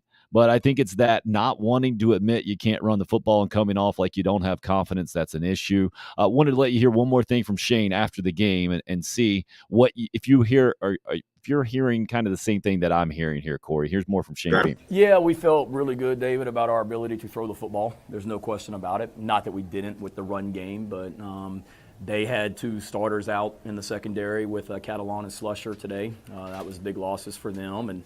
And watching Cincinnati last week, Cincinnati had some opportunities in the passing game that they weren't able to capitalize on as well. So we felt like we could certainly take our shots downfield, which is what we did. We've got to be able to run the football. I mean, there's no doubt about it. But each week is different with how we're going to try and win football games. And today was, we liked our matchups in the passing game for sure. I mean, Juice Wells, Jalen Brooks, Stogg. I mean, there's AB. There's a lot of guys that Juju that showed what they can do when the ball's in their hands, Jaheim.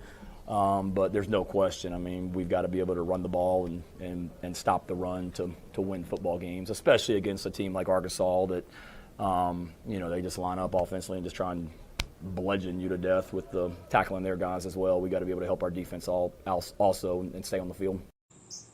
So he knows it, Corey. That's what I hear. He knows exactly what we're saying there, and maybe just is not able to come out and say it quite as clearly as we are after seeing 2 games. You're on the same page there?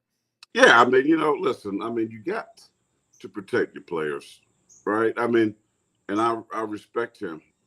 If I go over and have a conversation with those coaches and we talk real ball and what I see and which, when I'm over there, Shane will ask me, hey, what do you think? What do you see? So I can have real conversations. I want to be honest to our listeners and what I see what you see. I don't want to beat guys up individually. So the coach don't want to do that. You don't want to ruin their confidence, but they still need to be challenged. I mean, they still need to say, hey, man, they have to play better. If they're going to have success, they got to get better up front. They need, whether that's coaching or taking it upon yourself as an athlete to say, what can I do to get better? Is this a physicality thing? Are they just not good enough physically? I'm asking the question. Or is it a fundamental? Is it a structural? Is it a coaching thing? Right? So I'm looking at this. I'm looking at these kids that have been here. These are Will Muschamp guys, pretty much, right? These are guys that are in their 4th and 5th year. These are guys that Champ brought in here. As many guys as we've seen that he recruited and that are playing in the NFL right now, we've seen them on the defensive side. But really, we haven't seen a whole lot of the offensive line side. So when you go back and look at that, you go – they got guys that Shane didn't have a chance really or choice to do anything with. These guys have been here. That's what he got to go with. Now, I will say that should have been an area that I think that they should have looked in the portal. Because what I saw last year, a lot of great things, but the offensive line was not one of the good things.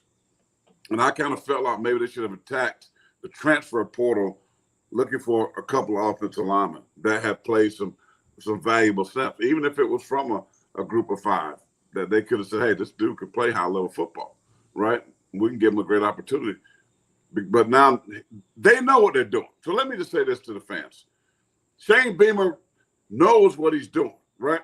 This team, as he said, I heard him say in that first interview you played, we may have lost, but we got a little bit better, right?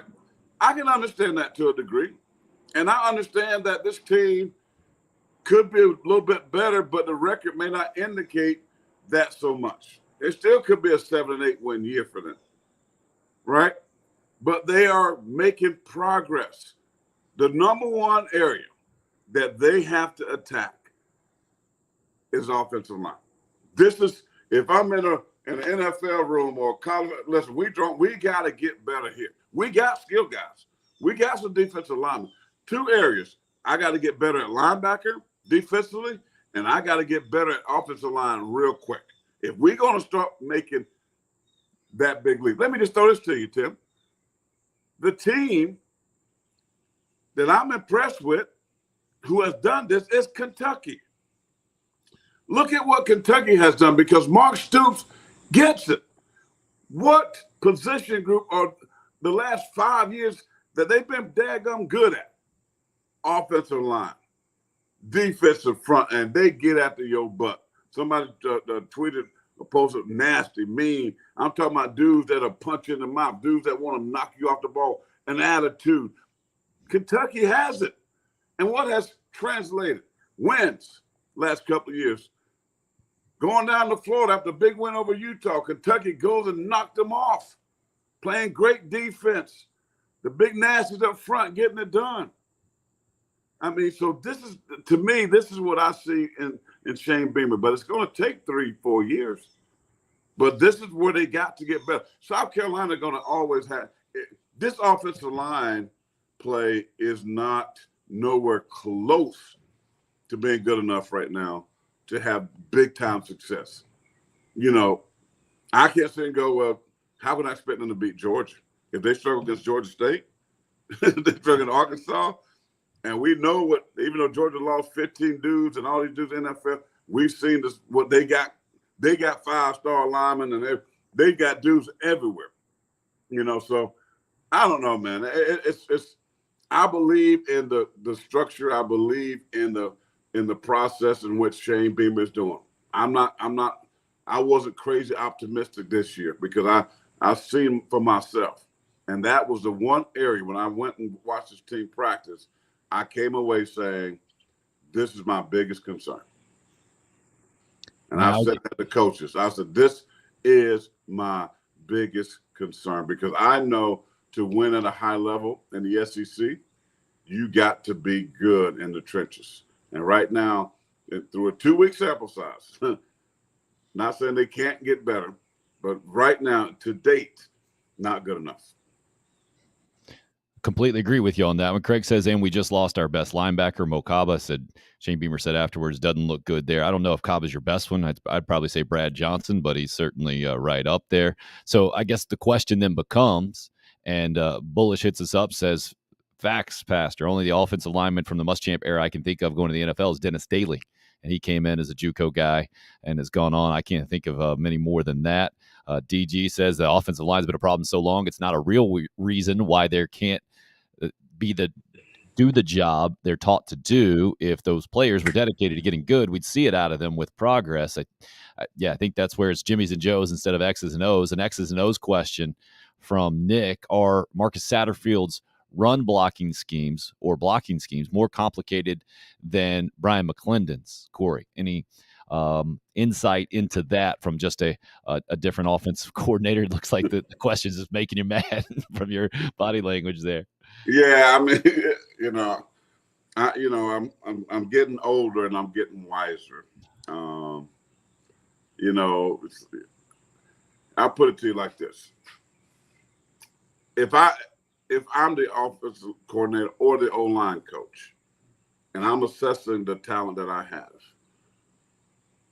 I will be more of a zone blocking scheme. If South Carolina is trying to be mano-a-mano, and we're going to be physically better and tougher and we're going to wear you down, that ain't going to happen. I don't see it. But if I got some athletic linemen, and I know they got good footwork and things like that, let's be more of a zone blocking team. That means you block an area, not man. we just run. We run stretch plays, and these guys, we're going to step, and we're blocking an area, and whoever shows up in my area, I take it. And I work body position more so than knocking guys back. We're not an offensive line that's going to just physically dominate that defensive front. So if you're asking me, the schemes, they're kind of similar blocking-wise, but this is what I would do. I would totally be a zone blocking scheme. And I got quick backs. I got backs with great vision, great cutback ability. Let them in the zone scheme. I'm blocking an area, and I got backs with great vision. I'm making their linebackers run. The play looks like I'm headed outside, but boop, I'm cutting it back to the backside A-gap, and I'm getting upfield. That's who they need to be. I mean, that because they don't have the talent to do what coach is asking them to do right now. They don't. That's why I said in the passing game, they don't have a lot of time. So I'm either going to get him out on rolls, waggles, boots. I'm going to run more screen plays because I know I'm getting pressure. I'm running quick passing game. And this is why I really say to them, you got to be more of a tempo offense. Most teams that have tempo offenses don't have really great offensive linemen. So they go fast. They play fast. They don't give the defense time enough to set up and figure things out. They get back up at the line of scrimmage. Give me the ball. Boom, ball's out. I'm running some hitches. I'm running tunnel screens. I'm running bubble screens. I'm running some digs. I'm running deep things like this where the ball is out. These are all on the offensive coordinator. This is why I say this. There is a way, but a coach has to understand who they are and who those folks are across from them. Meaning I have to be able to identify my skill set. And I'm crazy if I'm asking them to do something they can't do. It's the worst coaching ever. I'm not saying that for them. I'm saying any coach that tells a player, hey, this is who we are. This is what we're going to run. And they can't do it. Why am I going to ask a cornerback to play a lot of man coverage when I know he can't cover one-on-one? But he might be a heck of a zone guy. So we're going to run more zone. We may run some aggression up front, but play zone behind it defensively. There are ways. Coaching is critical. Yeah, I need Jimmys and Joes, but never underestimate coaching. You can have great ability and have bad football teams. The New England Patriots never was the most talented team. Yeah, Tom Brady, he wasn't the most talented quarterback, but it was how they played. And they were set up for success because of the system, right? And this is what I'm saying with South Carolina. And I don't see it, or I haven't seen it through 2 weeks. I see saying, this is what I want to do offensively. Y'all just got to figure it out. And that's not good coaching offensively. You got to say, this is who I got. I got great fast skill guys. I got good backs. I got good tight ends. I got a heck of a quarterback. But we can't protect it. So let's play fast. Let's play fast. Yeah, I need to run the ball, but I got to run it differently. I got to run some tosses. I got to run in and around. I got to do some things differently and run it while we're playing fast. And so because my offensive line is not giving me the production I need. So that's what I look at with B-Mac, same kind of thing. And I just see sometimes these guys are trying to coach like he's at Georgia. B-Mac was at Georgia with studs. You know what I mean? These guys come from programs where they had them dudes when you get to South Carolina. Lou Holtz did this for a lot of years too. Like he had trying to run what he wanted to run, but he didn't have the talent. You're not Notre Dame. You don't have big smash mouth linemen that we just going to be physically tough and just physical you for four. No, you got to say, we can't do it. I want to do that. Maybe we'll get to that. I'll recruit guys that can do that one day. But right now, I got to devise a scheme that takes advantage of whatever ability I got up front. To that point, Corey, you can't go fast against Arkansas, can you, if you're South Carolina on offense? And the problem that you get your offense in and out on the field, maybe you put up some points, but eventually Arkansas is going to be on the field and just wear that defense out. And I mean, it happened enough, and they didn't even try to go fast. Yeah, but I get that logic, Tim, but it's like that's the only way they were going to have success. I mean, so it might be one of the things where we're going to have to, I was talking to Kirby Smart. I was at one of the national championship games, and we were talking, and they were talking about Clemson. And Kirby said, as great as a coach he is, he goes, you know what? The way the system is now, the way people play fast, and Alabama defense was loaded. And he goes, but we're going to have to give up some yards, but we're going to have to be good in the red zone. We're going to change what we're doing. We're going to have to make them try to keep some field goal, blah, blah. You know, sometimes you just got to change. And I get it. Arkansas is a running team. We're going to have to stop them. But if we can take advantage of them playing fast, then that's what we got to do just to keep up. We might have to be, you know what? And Kirby understood that our offense is going to have to score points today. And we're going to give up some points. And it's okay for a coach to acknowledge that, hey, I love to stop them, but the way this game is, the way they play fast, we're going to give up some stuff, right? So offensively, that's when coordinators go, hey, you know what, guys, I'm going to need you this week. You know, you might have to score 35. You know what I mean? And I'm hoping that, you know, we get that final stop down in the red zone, make them kick a field goal or whatever to win the game. It don't matter. We just want to try to get out of this thing with a win. So I get the logic saying, well, we do that in 3 and outs. But you're probably not going to go 3 and outs because now you're going to get them in the same kind of pickle, right? Because Tennessee doesn't have a great offensive line. But what do? They play fast. Josh Heupel knows, man, let's go. Let's get this. Let's wear this defense down. And then when the hands gets on the hips and they're tired, boom, let's hit them up the middle because the linebackers are lazy now. They ain't got that pop number. Boom, I'm going to bust up the middle with a 30-yard run. That's why these offenses are like they are today. They play fast. I mean, you can't win the other way. That's why teams back in the day played Alabama fast. They got 11 NFL dudes over there. But what I can do, and then with Johnny Manziel that beat him, Clemson the year with the Sean Watson that beat him, I mean, they played fast and got them dudes tired, and they gave up plays. And I think that's what South Carolina has to do, especially when you got a trigger man. You have a trigger man now. You got the magician over here. So play fast. Put it in his hands. Like you said earlier, we believe in Spencer Rattler. That's why he's here. Put it in his hand. We got some dudes on the outside. Speed. Get them the ball. But I ain't going to get it by just playing pro style. We're just going to run the football up the middle. And that ain't going to work. That's the dumbest thing ever, in my opinion. So do you see that recipe being the only shot this week against Georgia? What do you see as what Carolina has to do to have any kind of measure of success against the number 1 team in the country? Yeah, that's what they got to do. And we know what kind of defensive lineman. Georgia lost a lot to the NFL. They had a couple of dudes coming back that's going to be first top 10 picks still on that defensive line. They got linebackers that run and hits. They got dudes, cornerbacks that are freshmen making one-handed diving. They got dudes. All right, so we're physically not there yet to where we can say we're going to go beat Georgia physically. If they go out there with that game plan and that identity, it's going to be a long day. But what I can do, I can get going fast. Let me wear these dudes down over here. Hopefully the weather is humid as heck and it's hot. And, man, let's go. You know, Luke Day has done an outstanding job. I talked about this, how physically this team looks great. They look like an SEC team. Let's go, man. Put your track shoes on. Let's see if this boy's in condition in this September humidity, this heat in Columbia. Let's go, right? And maybe we get busted with some big plays. And that's the way they're going to have to play. Georgia, on the other hand, they're going to play you a little differently because they got offensive linemen offensively that they can say, we're going to knock you out the ball, pound it. We got these big – I got a tight end, 6'7" and 270.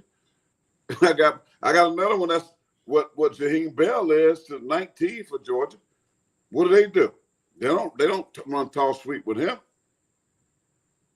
Outside, over here, you know, play action, hit him down the seam, get him one-on-one with the set. That's how they're going to play. Run your play action, your offense. That's their identity offensively. Well, we got to be able to combat that. And I think you combat it with tempo. Tempo, defense, and I'm telling you, hate it. They hate it. And they get tired, Tim, and fatigue makes failures of us all. So you got to have a sharp pencil. What's the difference today in college football is having an offensive coordinator that can Draw them up, baby. Number 2 pencil you to death. I mean, let me see. Okay, they're doing that. Let's do this. And South Carolina hasn't shown that in the 2 years, a year and a half, a year and 2 games. They got the quarterback. They got receivers. They got backs that can catch out the backfield. They got a tight ends that can catch and cause mismatches. The only problem is your offensive line. So I got to have a coordinator.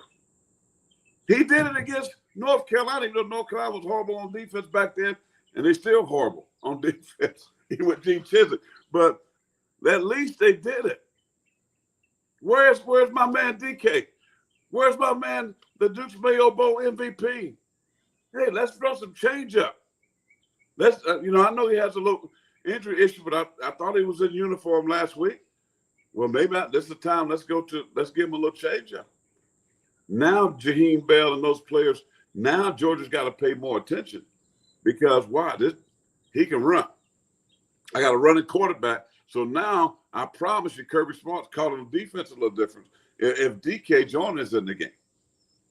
So I would throw in a little bit of that. They don't pay me $1 million, $2 million, but I promise you this. I can go over there even all the years I played defense.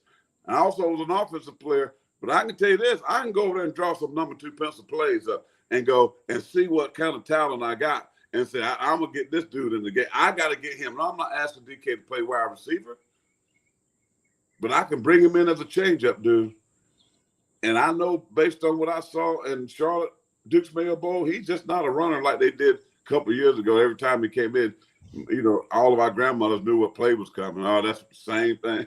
You know what I mean? We're going to run a counter with the carrier at quarterback. No, he can throw it. So I got to have a change-up. Let me put Spencer, give him a couple plays off. Let me have him some packages. So this is what I'm doing with Georgia. I'm giving them every kind of record. I have 0 to lose. They're now leapfrog Bama. They're the AP #1 team in the country. They're the defending national champions. Nobody in the world expects us to win this ball game. But guess what? We've shown that we can beat them. We've shown that we can go down to Athens 2019, I believe, when I was over in London on the Hootie and the Blowfish 2-week tour, and we're going crazy seeing South Carolina beat Georgia. And by the way, that same guy, DeCarrion Joyner, played some meaningful snaps in that ball game. So what I'm saying to you, if they're going to win, throw the book at Georgia. Don't go try to do all this basic, boring stuff offense. You better have some trickeration, trick play, run some more fake field goals, fake punt. Who cares? Because nobody expects you to win. And you just might hit a couple of those, and now you got them on the hills and the fans going crazy, and you might just pull an upset. Hey, it's possible. We've seen many of these things happen in the first couple of weeks. So my message would be, why can't we? Why can't we? Why can't we? We've done it. We've proven we can do it. So go do it again. Good stuff on the Gamecocks, man. Just what I expected to hear from you today. Before we let you go, I wanted to get quick thoughts on what happened yesterday up in Charlotte with the Carolina Panthers, 26-24, the final. I think most people talking about that roughing the passer call on the last drive where, was it Burns there rushing the quarterback through the offensive lineman, hits him before he even throws it, and they still called it. I would imagine that would not make a former defensive player happy. How did you see that one, Corey? I just don't like any of these roughing the passers, college, pros. But if we're going by the rule, God, I'm getting older, Tim. I'm getting too logical now, right? So, but if we're going by the rule, right? The rule, the rest was right. They didn't miss the call. He did hit him in the head. And anything from shoulder up, neck up is a foul. That's the rule. Now, it could be subjective, right? It could be the one official might just say, no, I ain't going to call it. It's kind of in the crunch time of the game. I'm going to leave it. One may say, you know what, I'm about the rules. The rules are the rules. I'm throwing a flag. And that's what happened on yesterday. But that being said, for all the Carolina Panther fans out there, when I was on the radio with Kyle Beck, that was mad at me for picking the Browns. How can you pick the Cleveland Browns and they got a backup quarterback and Baker Mayfield and we got new hope and all this energy in Charlotte? Can I just tell you, I told him this, Tim Hill. I said, they got a guy called, his name is Nick Chubb. They got another dude that wears 27. His name, not Kareem Abdul-Jabbar, but Kareem Hunt. They got one of the best offensive lines in football. You know what the Cleveland Browns' identity is? Run, run, run. You know what else they got? A 95 over there that's playing against a rookie that gets a real taste of what the NFL is. Welcome to the NFL, Icky. And he was getting beat like a drum, which I told him it was going to happen. Then they had another guy over there who named Jadeveon Clown, and by the way, is a pretty daggum good football player as well. So when I looked at this game, it was closer than I thought. It was going the way I thought the first three quarters, but Baker, give him credit. He brought him back. Nah, they were going to lose this game. The Carolina Panthers, I can say this now, are not a well-coached football team. I don't know what David Tepper, Matt Rule is a college guy. It will be the same thing if Dabo Swinney tried to coach the NFL. You know, that nice guy. This is not just 18 to 22-year-olds no more. These are grown men, and he's not understanding what he's doing. And so that probably wasn't a call. It's the coach, because they should have had a chance, but it was coaching, in my opinion, that really cost them the game. But the Cleveland Browns are going to win anyway because I picked them. That was my dog pick. So Panthers for the season, how are you seeing it? Obviously, you're not too big on them. You're saying they're like a 4 or 5 win team, 6? 6-11. Guess what I saw? I saw the Atlanta Falcons with new coach and looked pretty daggum good, but they lost in a tight one. Jameis Winston is the dude. Jameis Winston's playing some good football back off the knee injury. They're not going to beat New Orleans. We saw Tampa Tom last night just do his thing against the Cowboys, who's supposed to have one of the better defenses in the NFL. He goes on the road, and he threw no crazy big numbers, but Tampa's Tampa. They got great defense. They can run it with Leonard Fournette over 100. So they're not better. The first week, they're not better than Atlanta. They're not better than New Orleans. They're not better than Tampa. That puts them 4th, and they got a pretty tough schedule. I got them going 6-11. I'm going to say it right now, and you'll be able to replay this. Matt Rule's last year is this year in Charlotte, North Carolina, because that his recipe isn't going to get it done. And I will say Baker Mayfield just a one-year wonder in Carolina as well. He'll be an unrestricted free agent, and they're going to have to find themselves a quarterback. Maybe it's Bryce Young, maybe it's C.J. Stroud, maybe it's somebody like that they're going to have to try to find to build a team around. But right now, they're just not that good. Not a good offensive line. Christian McCaffrey wasn't used the way he should have been used. That's coaching. I mean, defensively, they can't stop the run. Does that sound familiar? Maybe it's just a Carolina thing, because it just looks the same. Clemson can't run the football, offensive line bad. Maybe there's something in the Carolinas, man, of can't run the football, can't protect the quarterback. I don't know. Can't stop the run. I don't know what's going on, brother. We got to start praying that we change this vibe in Carolina. Keep in mind, Corey is coming off a weekend wedding and some hot coffee in the nether regions this morning as well. So it's all about perspective, baby. And I'm mad because I just spilled coffee all in my. If you can see me down here, my truck's right there, coffee everywhere. But you know what? This still is a day that the Lord has made, and I'm rejoicing. That's all. I got coffee on me. It's Monday. I got to go clean up the yard, but I'm rejoicing that God has blessed me. I'm on here with my man, the unrestricted free agent 10. Listen, can't be in the better. Amen to that. Amen to that. The pastor of pain, Corey Miller. Great stuff, man. We'll get you again next Monday, and certainly I think you'll be in a better mood. I don't know if the football will be better to talk about, but at least maybe you can keep the coffee away and no wedding distractions. Let's go, baby. I'm ready to go, man. I'm in a good mood. It is what it is. I'm going to go call some plays. Let me go ahead and call up Coach, see if I can throw a couple of those wrinkles in. Get that number 2 pencil sharp. Corey Miller. Appreciate it, Corey. Fantastic stuff from the Pastor of Pain there. You can find him on Twitter at the Pastor of Pain, at Pastor of Pain 57 to be exact.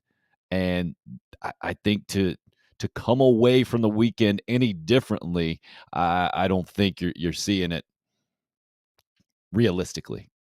You're seeing it only through garnet glasses if you're a Gamecock fan and thinking, oh, it's only going to be good after what you saw. I think you're going too far the other way too if you're saying, oh, it's doom and gloom and this season is now not going to be anywhere close to what you thought it would be, I think then you were thinking way too unrealistic to begin with, or you're taking just too much out of that Arkansas game. You're not giving Arkansas enough credit. Arkansas is a good football team. I think you should have known that going in. So moving forward, again, my big takeaway, I saw progress from Carolina. Maybe not as much progress as a lot of fans wanted to see or that you were hoping for, but you still got to acknowledge progress when you see it. That's where I'm at. DC's absolutely right. You got to find an identity on offense for the Gamecocks. DG, yeah, but Carolina thing, my Saturday and Sundays. That's where it is for Carolina fans, I think, by and large, after a couple of weeks of the college season, week number 1 in the NFL. But let's acknowledge, football problems are the best problems to have, aren't they? You got football problems. My dad likes to say this, right? If you don't have health problems, you don't have problems.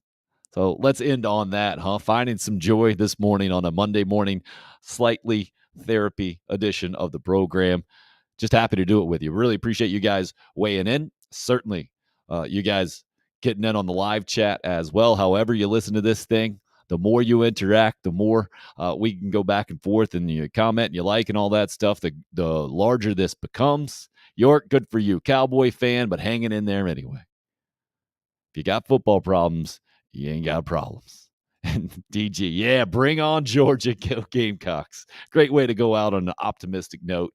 Again, appreciate all you guys for however you do it. Thanks for listening to the September 12th, 2022 edition of Tim Hill, Unrestricted Free Agent.